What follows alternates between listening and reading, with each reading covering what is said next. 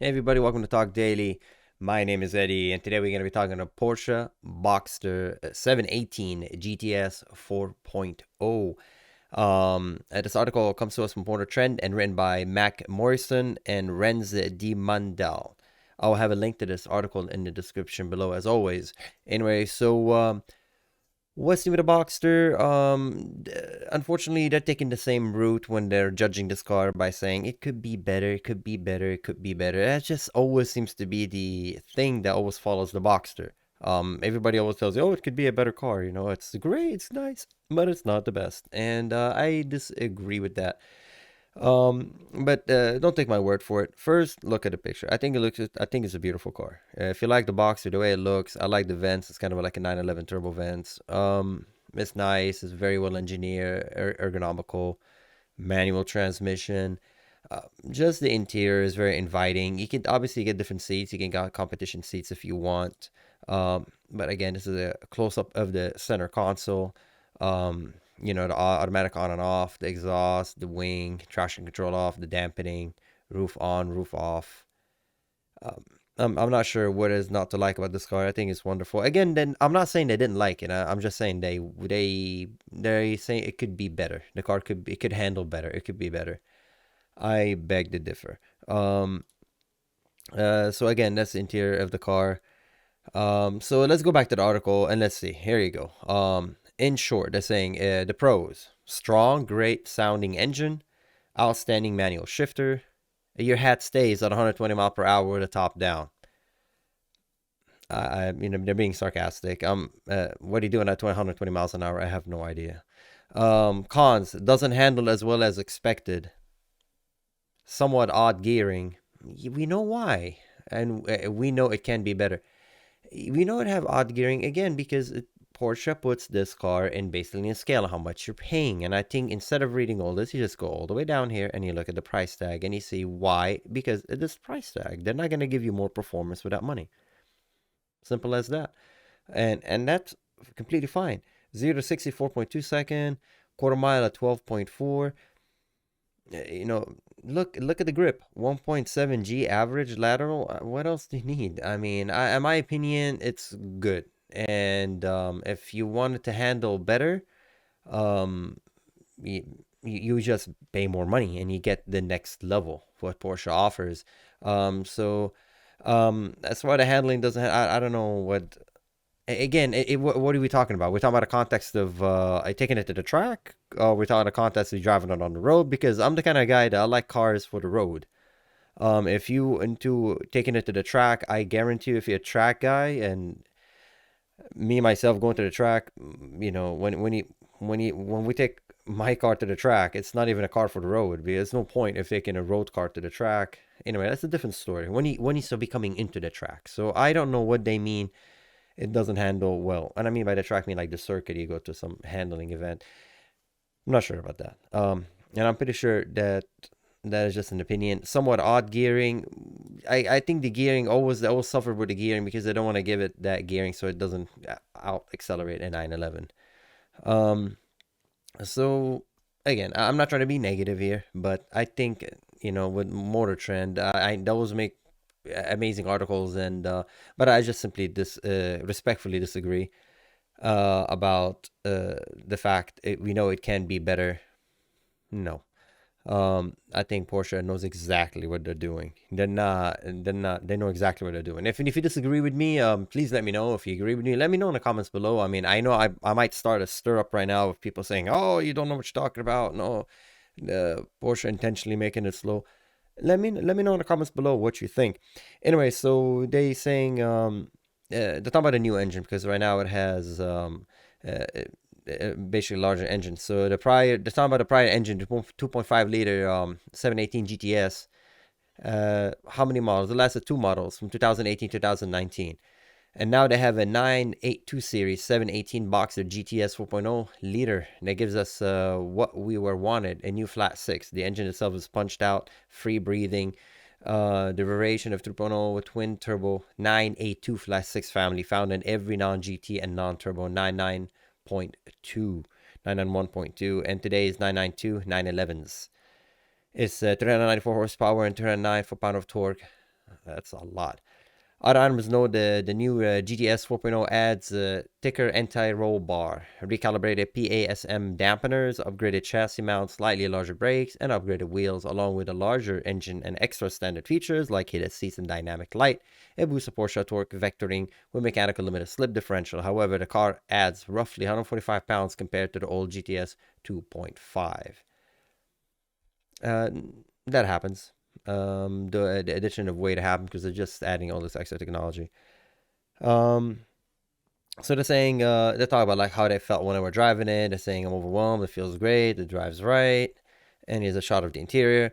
And then they go on saying that the fact that we say that this is about such a capable machine that's a long been a favorite sparks a volume of debate. There you go. So talking about like basically the performance. They're saying other than the noted complaint, it's an excellent car. Well balanced, poised, and easy to drive fast, and you find your limit. The steering is sharp and direct, and the brakes are pretty good. And that's my point. You see, like I think people talk down about the Boxster because it's either A in their head they think it's a 911, and that's something that is really unfortunate because this is just a vehicle of its own. And when you get a Boxster, it's because you want the mid-engine car. You want a mid-engine car that handles great. Dude, 1.7 G lateral G, that's fantastic. What else do you want? Um, as I said, it's just compact, it's small, and it's inviting to be inside. Look at that interior. I can't flaw this interior. I think it's beautiful, and the price is just right. I mean, 100,000. It's something that you could strive to own, and entry level, getting to that Porsche performance vehicle. 911s obviously cost a lot more. Um, I really can't flaw this vehicle. I mean, as I said, Porsche would do whatever you want. You could change the interior if you want. You just spend a little extra money, but for what it is, it's also look. It has a nice little boot space. You can put stuff in the back. You put some little stuff in the front. This is just a weekend car. In addition to the vehicle you have in your garage, or if this is the only vehicle you have, well, there you go. You can utilize it to do your groceries and whatnot. I think it's a fantastic car. So it's just unfortunate it gets a lot of comparison to a 911, and I think it's not fair. Although they never mentioned it here, they really intentionally mentioned it with the 911. They were saying that they expected the chassis to be a little bit better. You know what I mean? So they talk about a super long second gear. Again, they do that intentionally. If they didn't give it a second gear on your transmission, the car will almost be the same acceleration as a 911, and that cannot fit in the hierarchy of the cars and what you're paying for. That's what Porsche intentionally does. I know that's aftermarket. You can go aftermarket and change that, and it costs like $20,000 to do it. It's a lot of money to change that gear to get a shorter second gear. Um, but see, they're talking about the transmission. They're saying they wish the second gear was a little bit shorter, and and and again, I think it's just this is a subject that when one person says it, everybody copies it. If you see a lot of car reviews, people just constantly repeat that statement on the Boxster, and I think they're missing out the fact that the roof is down. It's a convertible mid-engine, chill, chill, you know. But it's just again, that's my opinion, you know. And again, they're just talking about the Boxster GTS is good, but it isn't great. The long second gear makes things a little confusing, and it just doesn't handle as well as we expect it to. Again, trust me when I say you take this car to alignment, you get it aligned, and it will do whatever you want it to do. The stock alignment on stock cars, if you don't notice, is always designed to be safe. And even when you buy a high-end car, the alignment is usually catered toward understeer. They cater toward safety, which is understeer, right? You want to see what's coming at you, okay? You're not gonna buy. There's no car that I know that you buy like a 911. I don't know about the GT3 RS and that super high-end ones, but they usually tend to give you some life out of your tires. And if you want a car to be responsive and quick on its toes and quick on its heels, you're definitely going to have an aggressive alignment that's going to wear out your tires. And a lot of people purchase these cars. As I said, they might take it to commute and drive it around. This is an all-around car. It's not designed to be a track-only focused vehicle. So that might sacrifice some of the handling to give you more longevity. And again, that I can't stand by this. I mean, it doesn't handle as well as we expect it to. dude, it handles very well. Trust. Get in this car and drive it. It handles well. This car handles well. I mean, I don't know what they're comparing it to. I have no idea. If they're comparing it to a GT3 RS, and then that's the flaw right there. Compare this to what's another car that's a two-door convertible? I don't know. I don't have to compare it to anything. It is what it is. It's an all right. It handles good, and that's the end of that. On the freeway, when you're getting off ramp and on ramp, it handles good. You want it to be tail happy? Just go to the alignment shop and have them dial it in. Okay, let them, and we'll be fine. So that's just my opinion of the matter. You can tell I'm a little bit like not too happy because I feel bad for the Boxster. It always, every time whatever Porsche does with a Boxster, people want it to be like this cutting edge machine, and Porsche were like, okay, well, I'll pay more. But they can't put it, they can't fit it in their lineup. I think the problem is in the 911.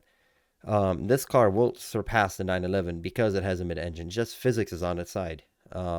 So I don't know what Porsche is going to do about that. You know, having the second long gear, they did that intentionally. This is not stupid. Those engineers are very smart at Porsche. They know what they're doing. And when they put a long second gear, that wasn't a mistake. Or the Porsche test driver, he was sitting in this car and he's like, oh well, we could have made it better, but we're not.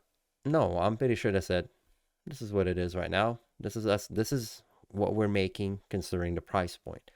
It's not that they can't make it any better. It's just that you'll have to pay more.